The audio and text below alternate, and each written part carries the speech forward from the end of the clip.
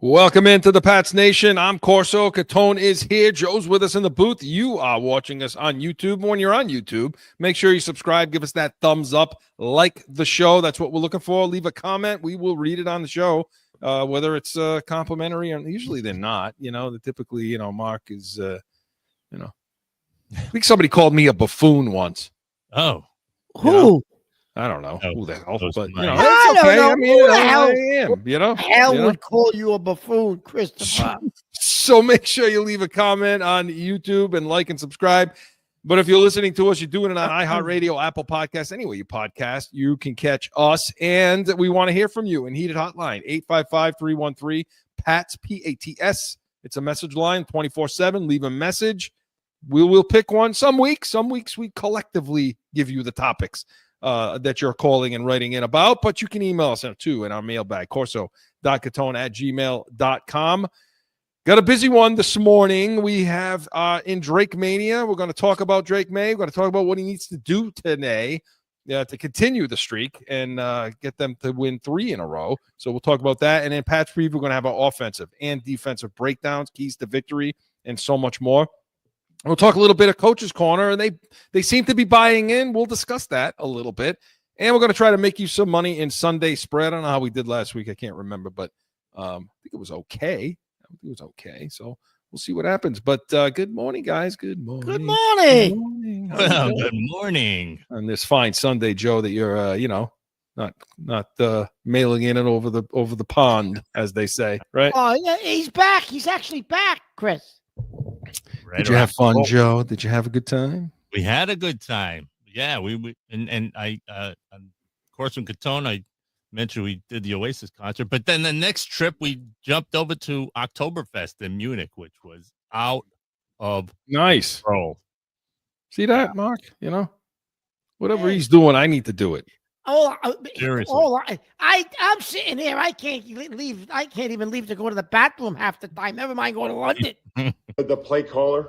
Yeah, that's right. The play caller. Yeah. So we're going to talk a lot about the play caller. We're going to talk a lot about Drake Maye and the Patriots as they take on the Saints today at 1 p.m. And that game was moved. It was a 4 o'clock game. Well, you know what, Chris? Now I'm wondering now that the New England beat Buffalo if they're kind of wishing they kept it at 4 o'clock. Wishing they kept it at 4 o'clock game. Well, the Saints do suck, though. But let's talk about our quarterback. You want to talk about the quarterback a little bit? Let's talk about the quarterback. Yeah. Well, let's do it in Drake Mania. Let's do it right now. That's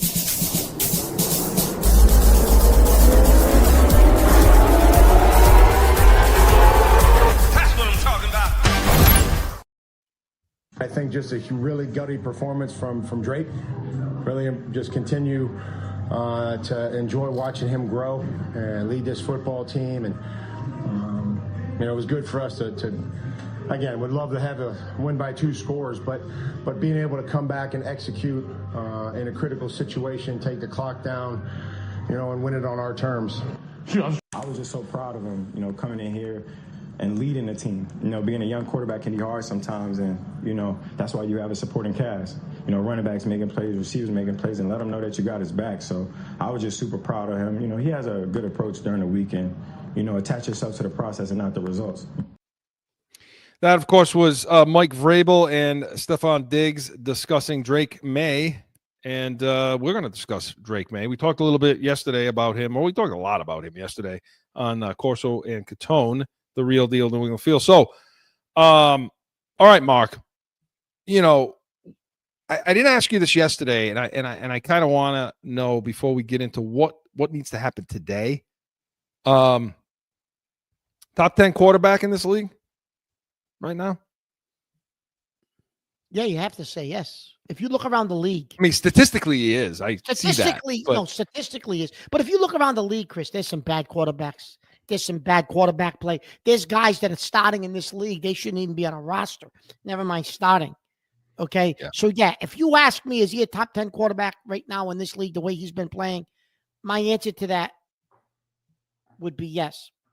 And there's something I wanted to bring up to you yesterday, and I didn't get a chance to on Corso Catone that I want you to respond to as well. Everyone keeps talking about he's a young Josh Allen. Josh Allen, I think, was a disaster his first year or two in the league, to the point where people were like, I don't know if this kid's going to make it. And then, they tailored the offense to his strengths. The light bulb They went went and off. got Stephon Diggs. They got Stephon Diggs. They made some other. They did some other things. Okay, fine. Now he's who he is. He's Josh Allen. But as I was watching the game Monday night, the Chiefs, it struck me as I was watching Mahomes. That play, yeah. You're talking about that play May made, yeah.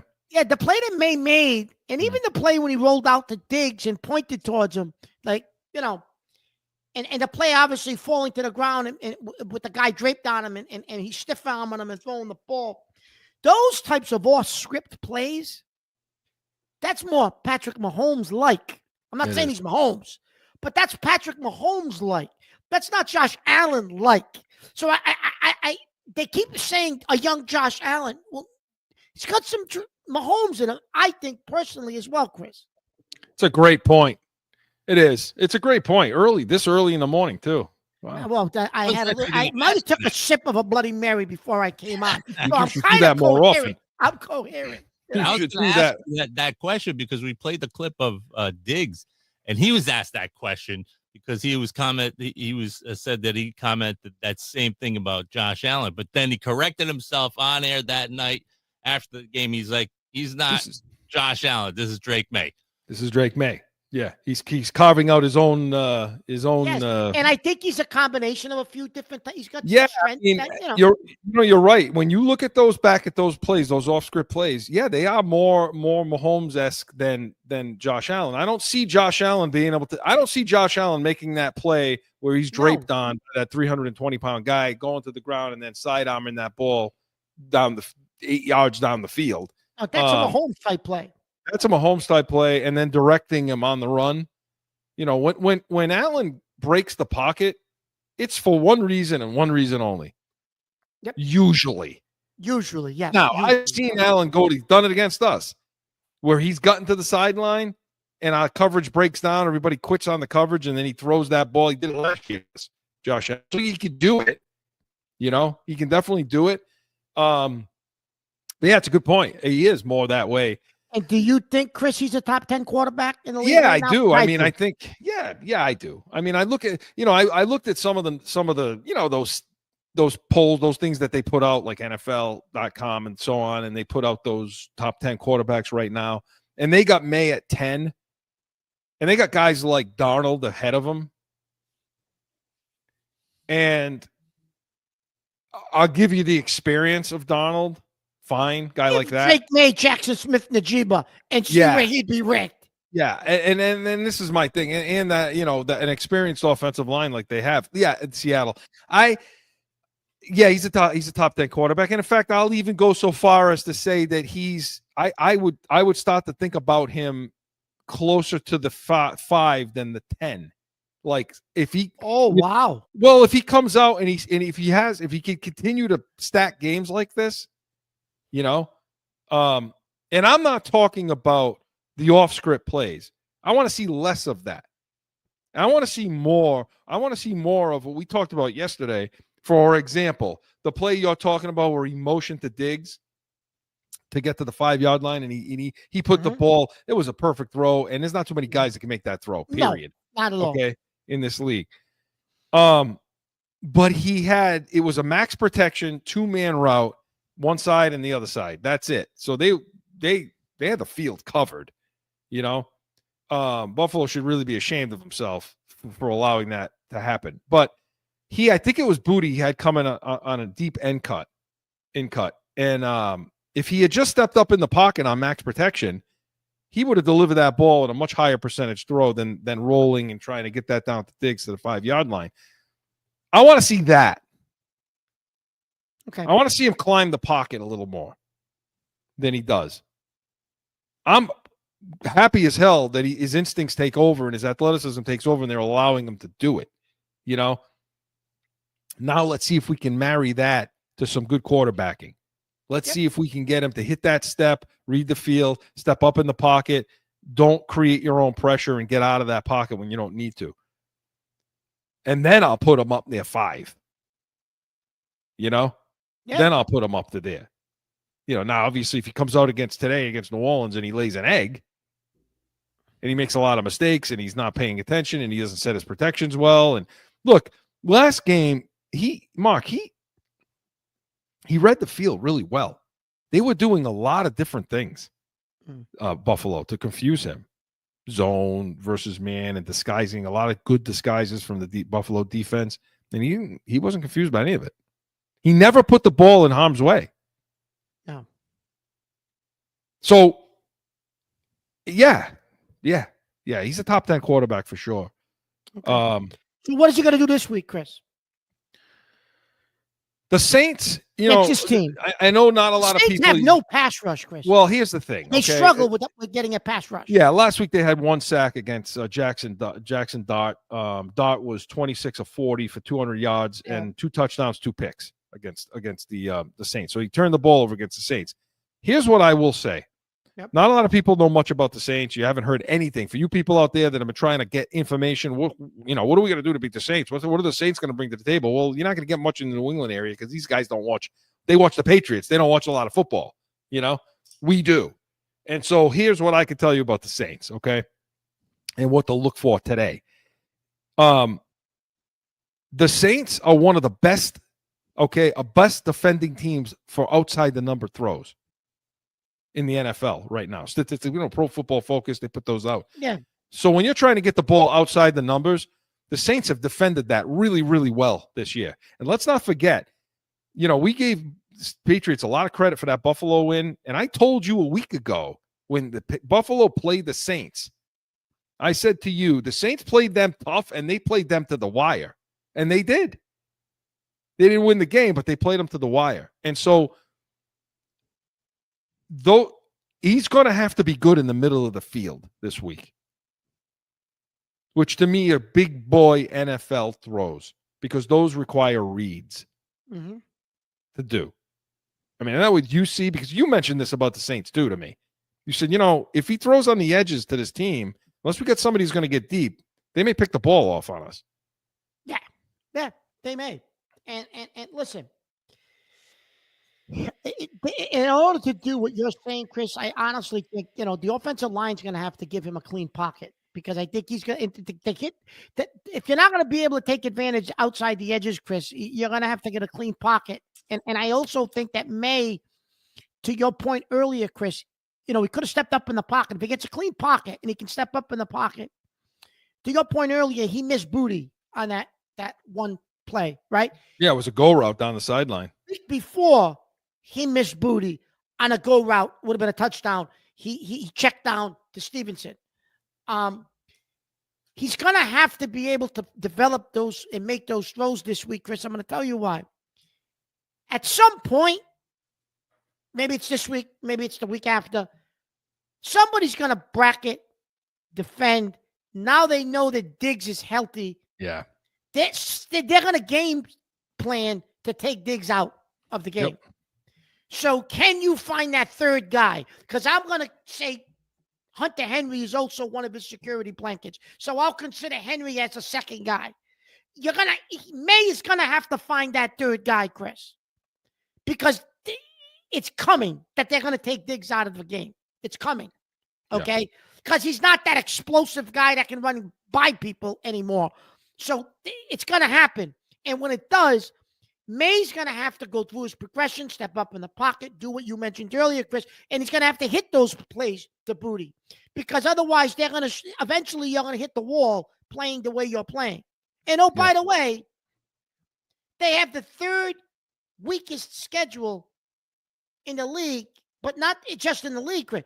They have the third weakest schedule in the history of the league since 1978. The history. I know. Since 1978. That's how bad this schedule is. So it's not just, they got one of the easiest, they might have the easiest schedule in the NFL. No. It's historically easy. So you better take advantage of that. But Maye, to your point, Chris, you're going to have to see him do some other things today because I have a funny feeling. Yeah. New Orleans is going to do everything they can to take Diggs out of the game today. Mark, listen, they played, and this is the last thing I'll say on this. When they played Buffalo 2 weeks ago, okay, they lost 31-19, but the score was the game was closer than the score. listen. Yes, the Saints did give up 356 yards total offense, but they only gave up 191 passing. Okay. Yeah. They sacked Allen 3 times in that game, 3 or 4 times in that game. And yeah, it was 3 times. And they were able to pick him off too. So like they're gonna come with people. They're gonna bring pressure. And by the way, you're not sneaking up on anybody. Drake Maye, no, that's over. He makes his plays. He makes those off-script plays when he goes to his right. Well, you know what? Teams are pretty good at not allowing you to go to your right then and escape out to the right.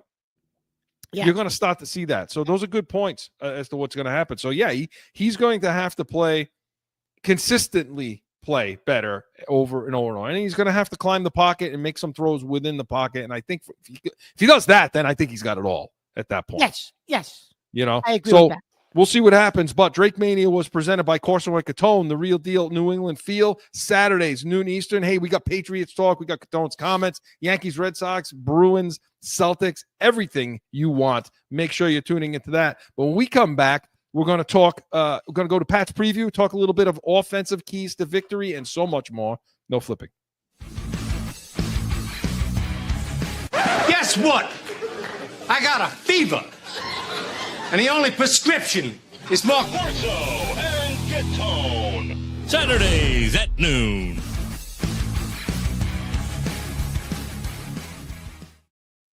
Good leg left. Throws it right. Caught by Diggs. Side steps around Johnson. Runs right to the 40. Turns upfield. Tackled past the 45. Diggs makes 2 guys miss, and it's a 1st and 10 at the 45. A 2nd down and 9 coming up from the Bills' 36. Keep drop by man. Play action. A blitz coming. Drake rolls right, wrecking traffic. Off balance, throw to the end zone. Caught by receiver Diggs at the 5. He made the grab at the 5, and he's tackled out of bounds. Solak's out of his mind, you know? What a catch. What a battle by Diggs downfield, splitting 2 guys in coverage, and he catches it as he's looking at the sideline, makes the catch, gets both feet in. He is feeling it, man. Drake Maye waits on the snap on a 2nd down and 11. He takes it. He looks to the middle. He throws it to Diggs. He runs away from the defender. Angling right to the 20. To the 15, to the 10. Diggs across the 5. Tackle from behind. 1st and goal to go. He wanted that. He wanted that touchdown so bad. Drake Maye takes the snap. Play fake to Stevenson. Maye is pressured. Throws it. And he completes it to Diggs. Escapes to the 35. And dives across for 40. The play looked like it was over before it began. And Drake Maye found Stephon Diggs once again for a 1st down for the Patriots outside the 40. Mom, I don't know if Allen could have done that.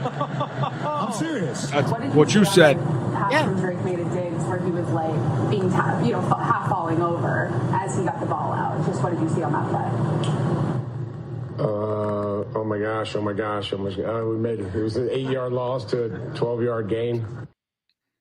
Yeah, that was the Diggs and May compilation there, courtesy of 98.5.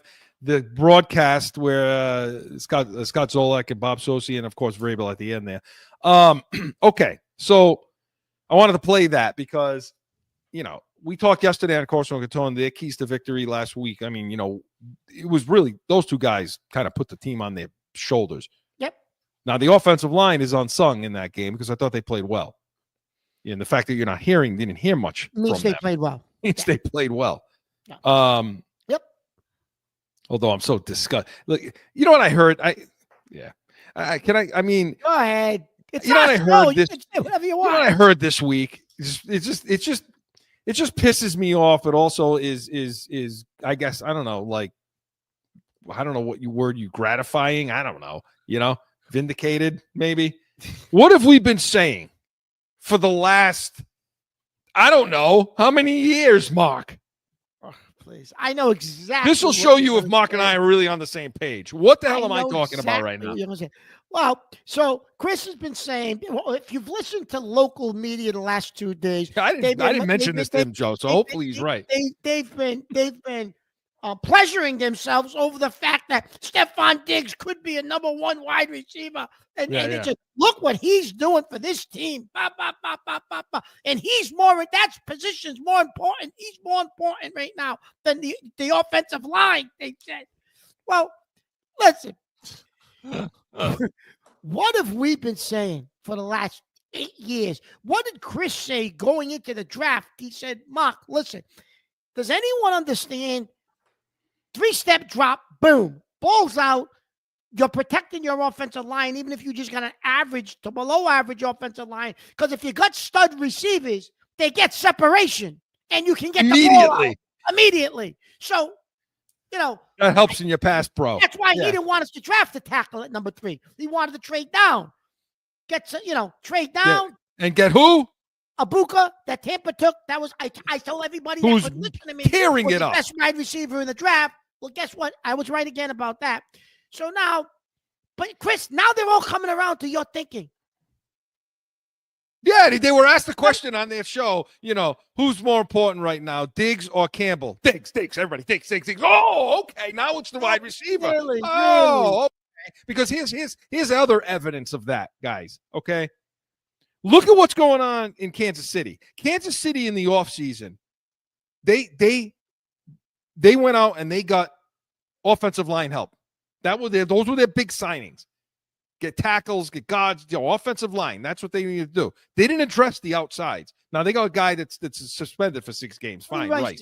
He'll be back. But they didn't really get big weapons on. I wouldn't say either one of those guys on ones. Okay, so and they're 2-3 with the best quarterback in football and a good defense. You don't build from the inside. You want to go build from the inside out? Go see what's his name down in North Carolina that's about to get canned. If you want to build from the inside out. Would he be the best quarterback in football?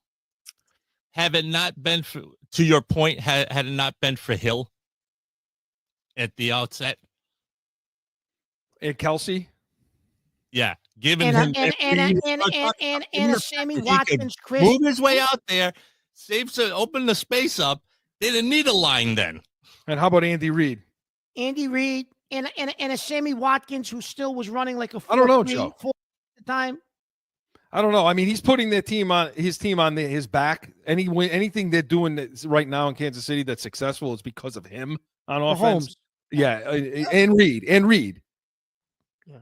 But to your point, though, having somebody like that. My point is Mark had them all. He had Debo Samuel. He had Jackson Smith-Njigba. He had McConkey. He had the Booty's any success. He called for Booty too. He had Buka last year that nobody was talking about, like Jalen Hyatt. I mean, the list can go on and on and on of guys that the amount of number ones that could be on this team right now.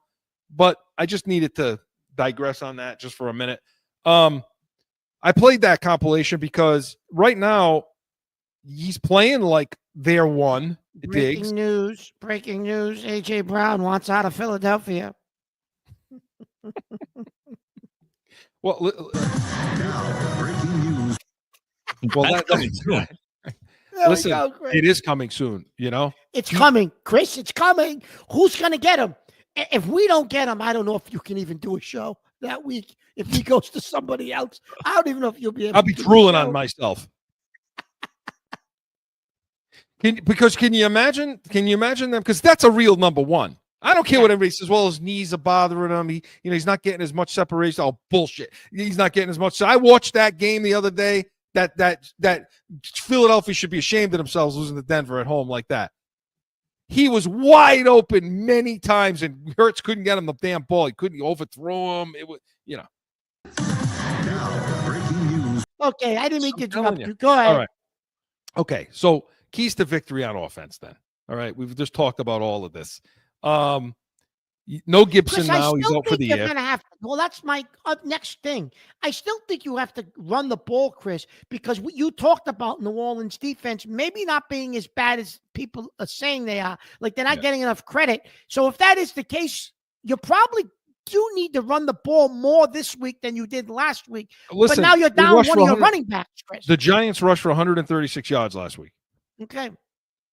Okay, and Buffalo ran for over 100 the week before. Over 150 yards they ran for. Okay. Over 150. So you can run the ball against this team. Now you're going to have to you're doing it with Stevenson. I mean, putting the ball on the ground or not, that's what you got. We talked about that already. You got what you got, and we'll talk about that in Coach's Corner because Gibson's got he's out. Yeah. So Yeah, you're going to have to run the ball. And that's the one thing they haven't been able to do well, Mark, so far. And as they move forward, I realize we just talked about this schedule being historically bad. However, if you want to put yourself, they only rushed for 71 yards, by the way, the Patriots against Buffalo. That's what I mean. If you want to put yourself in position to be a wild card team and to be a team that maybe you can win a game in the playoffs, you're going to have to be able to run the football, Chris. And this is a great week to try to establish that, you know? It is. It is because, you should be able to run the ball against this team. You should. Can you expect this from Diggs every week? Well, say what you want to say, but then answer that question too. So it's interesting, Chris, because you and I thought the strength of this offensive line was going to be run blocking. And it doesn't seem to be. No, it's not coming to fruition. So I think, Chris, yesterday, was it yesterday? I forget. It wasn't today. It was yesterday. Didn't Joe ask the question, is Diggs a number? He asked if Diggs is becoming a leader.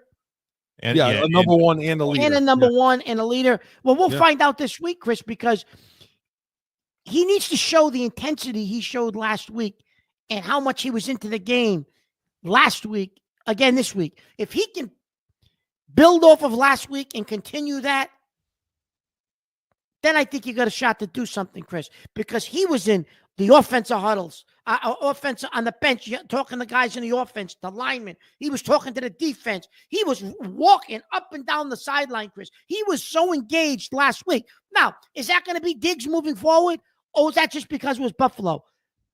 But I think we need to see, Chris, this to be consistent out of him. The play caller. Okay. Let me ask you guys this about the running backs before we get off topic. Between knowing that Gibson is out now, do you think that their strategy at the beginning of the season was to kind of get Henderson more involved and get him prepared to take over? And now are they going to be forced into doing it? I think they should anyways, but I don't think so, Joe. And Mark, you let me know what you think on this too. You understand, Henderson's just not built for an every down back. I think he weighs what, Mark? Like 190? Something like that? This is another Sonny Michel. Yeah, it is. Nick Chubb. You took the wrong running back out of the same out of the school. Yeah. Because the kid Judkins that was taken after him from Ohio State. If you watched that game last week, that kid's a running back. That kid's going to be a stud in this league. No, I don't think he's an every down back. He's not going to be able to take over that role. He's not big enough for it. He's a guy that can catch the ball. He could do stuff in space. But the problem that I have with Henderson now is he's Shane Vereen. Yeah, he's Shane Vereen, but right now he's not even as good. I mean, obviously he's faster and he's got speed beyond. But remember Shane Vereen, Chris, really couldn't use him as a first and second down back. No. Like you could use Falk, you could use Kevin, you could use White, James White. Yeah, the problem with this kid is size, obviously. Yep. But he's running to contact, Mark. He's not like when I watch him run the ball, even when he's out in space and they're getting him out in space, he's looking for contact. Yeah, I don't know what that is. I mean, he's running to it and he's not avoiding, he's not making moves that way. And he was billed as a guy that was supposed to be great in pass pro. And he's been terrible. Yeah, he's not. So far, that's not a good pick. Another second round pick disappointment, Chris. Another one. But to answer your question, Joe, no, he doesn't have the size. He doesn't have the size to be able to take that load. He just doesn't right now. And so we'll see if he could develop at anything. So, Mark, for them to win this game on offense, this is what they have to do. What? They're going to have to get more receivers. Drake and Josh are going to have to get together and get more guys involved in the passing game than just Diggs and Henry. The play caller. The play caller, yes. The play caller is going to have to. They're going to have to do that this week because I'm telling you, Chris, New Orleans is going to make a serious attempt to take Diggs out of this game. Yeah. And now what do you got? They're going to do it. They're going to. So you're going to have to find that third receiver this week, Chris. If they win this week, you're going to say, "Oh my God, Booty got 90, 100 yards again," and then you say, "Oh, Mark, that's what we talked about on the show." I'm telling you, it's going to be a third guy coming out of that, not Henry. Not Booty. I'm sorry, not Diggs. And this could be the week, Chris, if you can hold on to the football. Ramondre Stevenson goes over 100 yards. Well, I mean, they're going to rely on him. And to me, that's a key. Yes. The key is you got to be able to run the ball against this team. They've given up a lot of rushing yards, as we've already talked about. They're going to, and so the Patriots are going to have to put their run game in effect. And this is the week to do it. Secondly, it's the middle of the field. You need to take advantage of the Saints' middle of the field. The edges are going to be difficult for them. And if they are going to take Diggs away, okay, Booty's an edge guy. Booty's more an outside guy. So, the tight ends may have another big day. We hate it, seeing it, but McDaniels is going to have a better day too. I'm giving McDaniels a lot of props, the play caller. Right, the play caller. And because I have been doing that, but last game, he started a little skittish. It was a little off at the beginning. I didn't like the conservative play calling. I didn't like the 12 personnel with Westover out there at the same time. You had Stevenson, Westover, and Henry on the field at the same time. I don't like that. That's not a good, unless you're really running the ball well, I don't see what the hell that lineup is going to do for you offensively. And they threw out of that mark. And there were a lot of times that Drake Maye was sitting there looking around for things, and you're wondering, why can't guys get open? Because you got Westover on the field, Hunter Henry, and Ramondre Stevenson. Those are 3 of your 5 skill guys. That's why nobody's getting open. That's why nobody's getting open, yeah. I'd like to see him come out of the gate a little stronger than that, but they are going to have to run the ball. So to us, those are the keys to victory on offense. But this portion of Pat's preview was presented by Corso Law Group, Arizona's leading criminal and traffic law firm, corsolawgroup.com. Allow us to be your voice. And we come back on a continuing Pat's preview, talk defensive keys to victory, and so much more. No flipping.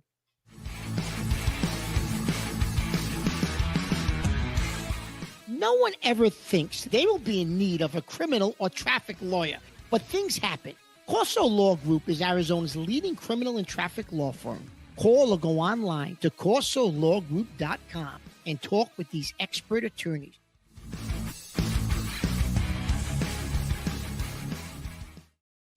Back in with more Pats Nation. Okay, so we talked about the offensive keys. Now we need to talk about the defensive keys to victory. So, Mark, looking at this situation now, we talked about the last game. Yep. And it was a mixed bag when we talked about this yesterday on Corso Catone. We want to give the defense some props because at the end of the day, they beat them, the Buffalo Bills. But they beat them, but the Buffalo beat themselves too. Oh, they absolutely did. He turned the ball over twice in their red zone and then one time in our red zone. Okay, so it was an easy, but I will say schematically, they did some things to fool Josh Allen.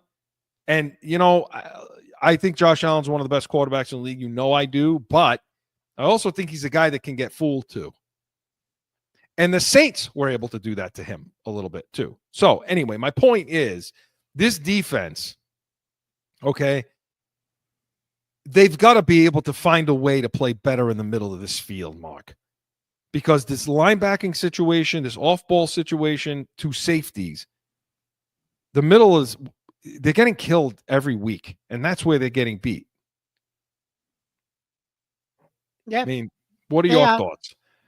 I'm going to tell you what's going to be key this week, Chris, is that trying to, limit Alvin Kamara. Because I don't think last week, Chris, Buffalo did enough with James Cook. I think they could have exploited our linebackers. I think they could have exploited our linebackers, not just running the ball more. I think in the screen game, bubble screens, lining him up wide. Like, there's things I think Buffalo could have did to get Cook more involved in that game. And I think New Orleans will do that this week. So I think shutting down Kamara, Chris, is going to be extremely important this week. Their safeties are going to have a big game, Chris, this week. You mentioned yesterday on Corso Catone that you thought Jalen Hawkins had a terrible game last week. I did. You said that yesterday. He had a bad game. Well, guess what? They're going to need their safeties, Chris, to contain Kamara. Yeah. So I think that's going to be a key for the defense, Chris. And I also think you're going to have to get more pressure on Rattler, because Spencer Rattler, Chris, will make mistakes. He'll give you the ball. You just got to continue. This may be a week, Chris, where you see more blitzing than obviously you saw last week. Because Allen, I think they had a spy. They had to try to keep him, more in the pocket. I think you're going to see more exotic blitzes and blitzes this week because I think they realize if you can force Rattler into pressure, he'll make mistakes, and you may get a couple of picks this week off of Rattler. But I think you're going to see more blitzing, Chris, and they're terrible in the red zone. Yeah, New Orleans. So our defense has got to exploit that, Chris. If they get anywhere near the red zone, you should be able to focus. It's almost going to be this week. Almost need to be like the old, and I hate to use the analogy, the old bend but don't break. This is the team you can do that against too. If you know what I mean, because they struggle in the red zone. So our defense, Chris, this week should have a good game. They should be able to have a good game this week against this team. If they don't take them lightly, if they don't lay down and act like they've accomplished something. Because in all honesty, looking at this defense, I am still not on board with this defense this year. Even though they went up to Buffalo, did what they did, they disguised some things. Marcus Jones, we talked about that play yesterday. How they disguised that coverage where it looked like cover 2 to Josh Allen and then it turned and it became cover 1 with a low hole and a high hole zone players. And they were able to do that to Josh Allen. Can they do that to Rattler? They should be able to, things like that. But, when I see numbers like, 4 catches for 114 yards and a touchdown out of Shaheed. Shaheed's tough. He's explosive. Shaheed is explosive, Chris. So I see that. I see Olave, 7 catches, 59 yards. This is where our corner. See, this is where Gonzalez back now. I don't know what's going to happen this morning. He was on the injury report. I think it was more maintenance than anything else where he missed practice on Thursday. Well, he didn't miss practice, but he was limited in practice on Thursday and Friday. And so I don't know. I forget, Chris. I missed it. Did it say hamstring again? Hamstring. Yeah, it's his hamstring. They're just limiting him. Yeah. That's my hope because he makes the difference. So, yeah, I mean, this is a team. I'll take Gonzalez over Shaheed. I like that matchup. And I like the Davis-Olave matchup. I really do. What I'm concerned about is a couple things. Are you going to be able to set the edge? We saw it break down at times. So, okay, Tavai's back. He's playing. I get it. They got him out at edge. They got him out at outside a little bit. He's not really playing a lot on the inside at off ball. He's more playing on the outside where they say his natural position is. He blew the edge once. I saw Keon White blow an edge. I saw, Jennings. This has been consistently a problem this season so far. Yeah. What we've been lucky about is some of our linebackers, different than previous years, where you had Bentley, who, by the way, got cut by the Steelers, where you had a guy like that just can't get to the sideline. Spillane's a little faster, but still not enough. I said to you last week, there was a play in that Buffalo game, okay, where Cooks got to the edge and there was a lane. And Spillane ended up having to make the tackle 5 or 8 yards downfield because why? They can't. You would have nobody in the middle of that field that can cut like a Greenlaw, a Warner that just goes to the sideline. Yeah. You just don't have it. And you're not going to solve that this year. No. So no, that means it's incumbent upon your defensive ends, outside linebackers, to set an edge. If you don't do that this week, you're going to have a problem with New Orleans being able to run the ball. They only, like I said, they only rushed for 88 yards last week, but against you, that number can increase. So you're going to have to do that. And I don't know what they have. I'll be honest with you. Maybe you could tell me as far as a tight end goes. I don't know. I think it's that Juwan Johnson, I want to say. Yeah, they don't have a lot at the tight end position. So that matchup is better for us this week because we have some problems that way. But I agree with you. If their pressure packages. Now, let's see. With not having Terrell Williams here, okay, let's see who's in the laboratory this week coming up with that, right? As to whether who's in the lab coming up with the pressure packages this week. And then on top of that, who's calling it? Because they're going to need to get some pressure on Rattler. And because he will make mistakes, Chris, you will get turnovers. If you get pressure on him, he will turn the ball over. You'll get a couple of picks this week. If you can get pressure on him, you will, because that's just how he plays. Yeah. You know? So to us, that's the key to victory. And again, penalties, goddamn penalties. I know Vrabel doesn't care about penalties, or he doesn't seem too much, but you just can't keep committing them. They had another 8 last week. Well, Chris, you know? and go ahead. Well, we played that compilation yesterday of all those penalties on that drive that the Buffalo took the lead. Yep. We played all those that you can't give them 40 yards of penalties on a drive. No. And you also mentioned, Chris, that Buffalo bailed your defense out because they made a ton of penalties themselves. False 11. starts, holding, illegal formation. Stupid Buffalo, pre-snap things, yeah. 2 stupid pre-snap things on offense that bailed your defense out. You said because, Mark, maybe on paper it looked great, but maybe the defense got bailed out a little bit by Buffalo too last week. Yeah. So you said you're not sure if they played as good of a game as everyone else thinks they did because Buffalo bailed them out. And I truly believe, and I guess we could talk about this in the next segment in Coach's Corner. Yeah. And I'll tease it for that because I truly believe that Mike Vrabel is being an apologist for the penalties for another reason other than the fact that he just doesn't think they're a big deal. I don't buy that. I never bought that. And we're going to talk about it on the other side. But this Pat's preview was presented by Corso Catone, the real deal New England feel. Saturdays, noon Eastern. Hey, we got it all. We got B's and C's. Catone's comments, Yankees, Red Sox, going to have their postmortem, and Patriots talk. But when we come back, going to go into the coaching room. Coach's Corner is next.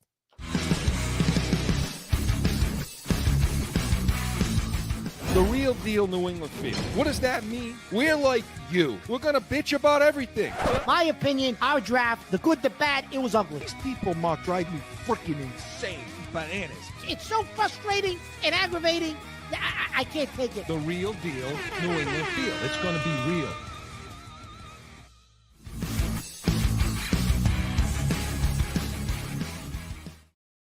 Back in with more Pats Nation. All right, so we want to talk about the coaching. We want to see how is this team taking to the coaching. Let's talk about it. Coach's Corner. Joe. Coach's Corner. I'm happy for you. It's you. It's the players. Fellas, you guys go out there and do it. Okay, so much we can do to improve. We talked about taking the next step, okay, and they were in the way. Okay, and we took the next step. Okay. But I'm not surprised. He's going to collapse. I want you to understand, I'm not surprised at all. Okay? Same ball. Diggs, here you go.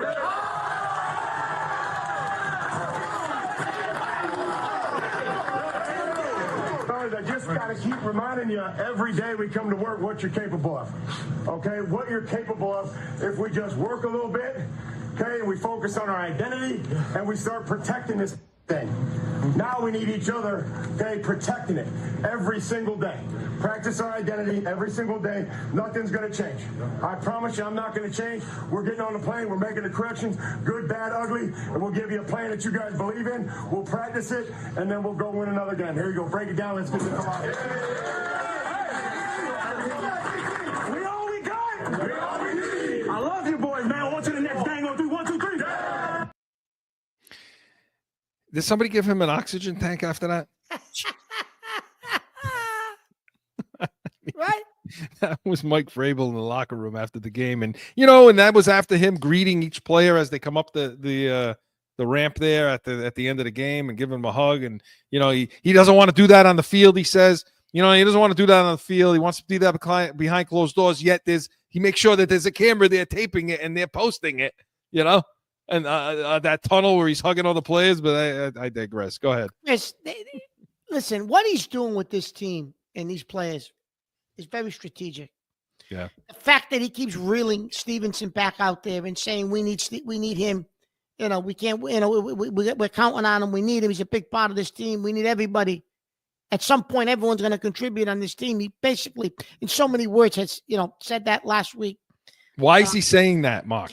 He wants these players, Chris, to know he's got their backs. You could screw up.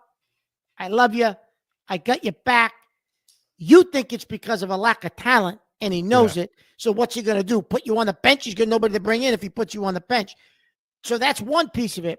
The other piece of it, Chris, is I think he wants the word to spread. Hey, you want to come play, which just hasn't been the case here in several years. Long time.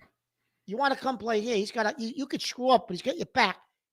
He'll have your back, and he'll work with you. He ain't gonna hang you out to dry, and that's gonna play when it comes to free agency, Chris. A guy like Diggs, whose image has been he's a malcontent, picks the phone up and says to wide receiver Z, "Hey, this guy, I was on a boat doing all kind of crazy shit. He's got my back." No, but seriously. Well, he's never going to get that picture out of his head, Joe. No. But listen, but he's going to tell wide receiver, no name, "Hey, he's got your back over here. This is the guy you want to play for." You know what I mean? So I think that's part of his angle, believe it or not, Chris. Yeah, and I think when it comes to the penalties, look, we've been driving ourselves crazy trying to figure out what this guy is. He out of his mind with these penalties, like thinking that they don't. And again, they had 8 last week, but they've been outdone by the other team every single week. If you've noticed, we'll come in with 10, the other team comes in with 10. We come in with 8, they come in with 11. I mean, so like they took advantage of bad football. The other team is bailing them out, right? Of it costing you a game. Yes, the penalties. Because that last week could have very much cost you that game. Those 30, 40 yards, I think they gave him like 45 yards in penalties. On that one drive. On that drive where Buffalo took the lead. Okay? At the end of the game. Yeah. Well, at some point, you're going to lose a game because of that. So you say, well, the analytics don't show out where, it correlates to wins, losses. That may be. And it's driving you and I nuts to listen to this guy talk that way. But then we stopped for a minute and I started thinking, and I said to myself, Self, why would a guy that's been around this long, that's come up in the system and a playing style of attention to detail and discipline, be so willing to be undisciplined when it relates to penalties? So I said, Self, what is happening right now? And my thought is what we talked about a little bit is he understands what he has. Like when you look at some of these penalties. So yesterday we played the compilation of penalties on Corso Catone, and you saw Farmer make that 15-yarder late hit. You saw Duran, I think it was, make the other one. The Farmer was the real bonehead one where the play was over. And I was thinking on that play, Chris, was there a whistle? Did the whistle blow late? Maybe, but then when you see the replay, no, it's clear. It's disgusting. No. And then you got the Gibbons penalty on the sideline because he's covering. Why Gibbons is covering that far downfield? My point is, when you're a player that's just not as talented as the guy across from you, okay. Now I'm not talking about pre-snap. I am talking about pre-snap penalties too, especially pre-snap penalties. When you're not as talented as the guy across from you, and you're not, you're going to try every little edge you can get. You're pushing it to the wire. And pushing it to the wire typically means, you're going to break the rule here in a second, and a penalty's coming. That's what he knows he has right now. He's got guys that are not the guys he would have picked to be doing this right now. And so what's he going to do? He has to lean into it. Hey, the penalties, we'll get through that. Because to him, I can't solve a lot of these penalties because I can't solve the talent issue right now. So I'm going to have to get these guys in my camp. I'm going to have to get these guys to work harder and be. Yeah. So with that being said, Chris. Yeah. At least that's what I think is happening. Okay. And I agree with that. So with that being said, what does that mean moving forward for somebody like Elliot Wolf? If he knows the talent level on his team, listen, I'm going to have to put up with it, have their backs, squeeze as much juice out of that orange that I can, because like you said, this is all I got. Well, who constructed the roster? Yeah, right. Who came in and signed free agents? I get that. And a lot of those guys had a connection to Vrabel. And those guys are doing, they're doing what they can do. They're producing. Milton Williams is producing. Right? But the rest of these guys. And his draft picks are producing. The rest of these guys, they're Elliot Wolf guys, Chris. Right. That he either gave extensions to, they signed, they drafted at some point in one way or the other. You believe the end of the season, as they wrap up and move towards, getting ready to look forward for drafts and this. You think sometime Wolf's in gone. January Wolf will be gone, early Oh, he's February. gone. You think he's gone, late January. Yeah. He's It'll not. be a He's reorg. not. He's gone. Yeah, he's not going to let him touch free agency again. But he's doing these things. He's trying to get these guys in his camp to do things like this. Consistent swing, and I'm excited. I'm happy for him. Happy for all those guys, especially Andy and Julian and Bryce. What about the kicking game? You know, it's funny. We just talked about all these blocks around the league, and trying to get these guys to practice field goal protection on a Wednesday in October. I thought would be a lot harder than what it was. They really just bought into it, the pad level, and every single rep. When you think in the middle of practice they could get lazy, and so we asked them to focus on it. We asked them to treat each kick like it was a game winner all week, and the protection was sound. And you see around the league that these kicks are getting blocked, and so obviously they practiced it. They recognized how important it was, and we were able to execute there at the end. So that's what I'm talking about. Yeah. See that right there? That's the method to the madness. Yeah. I need these guys to practice that because they're not good enough. They're not good enough to prevent the blocks. Mark, when I watched that, if you go back and watch that kick, it was in every manner of operation for that field goal, that 52-yard field goal to win it, was perfect. Every block was perfect. And Buffalo shifted at the last second to try to draw you off. Try to get them to jump. And they didn't move. They crossed legs. Everything was body to body.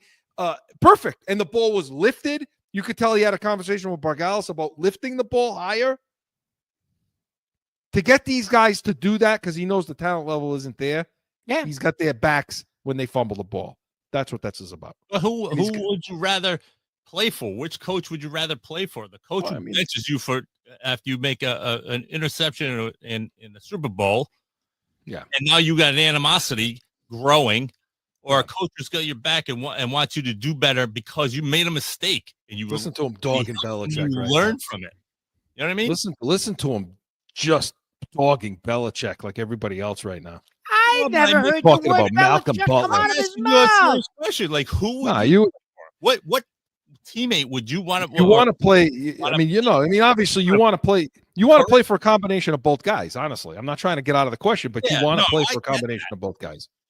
So I get that, but I'm just saying as far as Vrabel goes, I think the idea. Yeah, you want this team. You want to play for a guy like this. Yes, absolutely. You know what I mean? You want to play for a guy like this, and he's getting the most out of him, Mark. Right?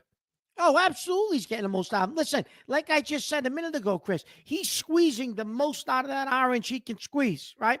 Yeah. So that's what we feel like is happening with the coaches. Let's get the Sunday spread. What do you think? We're losing time. We'll get run out of time. We're gonna get these people some money.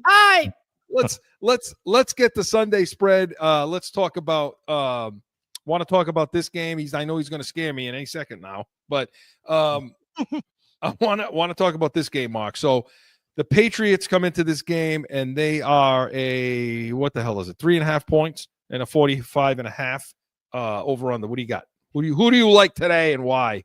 So every time, crap out of me. I was waiting for it. So I like the Patriots this week, Chris. I like the Patriots. I think they cover. I think the Patriots did win this week. I'm going to go on a limb, and I'm going to say 34-17 Patriots. Okay, so you got them blowing doors. Yeah, I think New Orleans is not they're not as bad as people think, but I think the Patriots, I'm hopeful they take that next leap forward, and they should give this team I like the 17 on the New Orleans side of things, but I am going to say 27. Okay. Yeah, I just don't. You have them covering. I have them covering the spread. Yeah, I got to take them because I think they're going to run the ball more, and so I don't think it'll be as much scoring as we think. So that's what we think about this game. What do you got for locks of the week? Make these people some money, Mark. So I was bad last week. I took Baltimore. Listen, I was bad too. I took Philadelphia, Chris. I had Philadelphia. They should be ashamed of themselves, Philadelphia. AJ Brown, come home, come to us, come to this team. All right. So this week, Chris, I'm going to pick a game that a lot of people are shying away from. I'm not going to shy away from it. I hit it head on, huh? I'm going to go right at it. I'm going to take Tampa Bay at home, giving 3 to San Francisco. San Francisco, I think, is winning with smoke and mirrors right now. That's a tough game to pick, man. Huh? That's a tough game to pick. Mac Jones is going on the road. Because I think it's going to probably be Mac Jones one more week, maybe. I think it should be, yeah.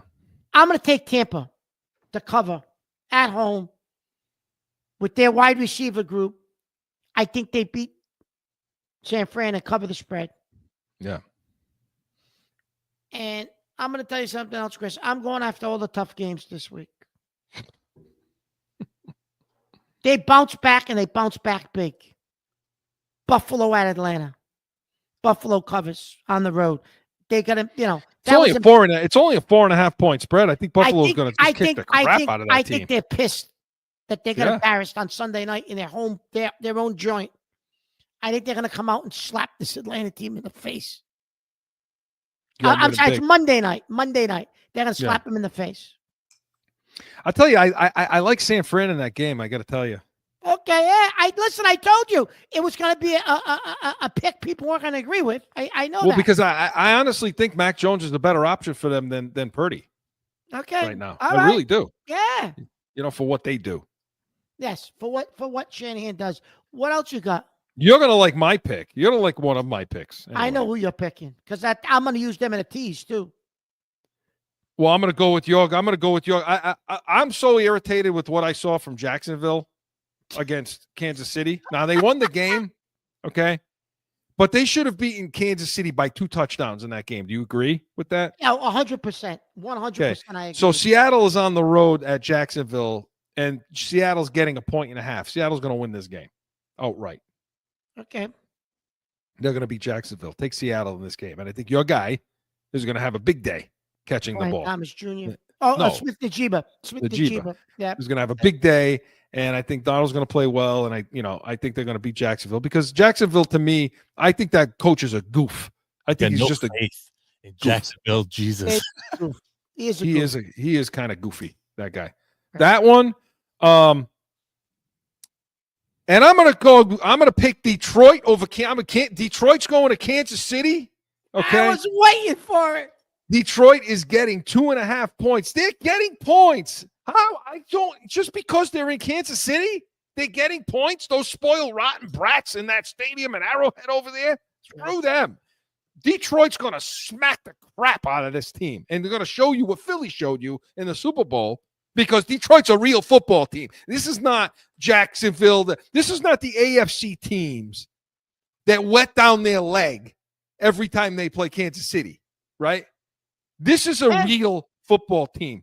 Detroit's going to score more points they know what to do with against Kansas City, and Kansas City's not going to score enough. And this is still Rice is still out against them. So I like Detroit. And then the last thing I'm going to say, even with the points,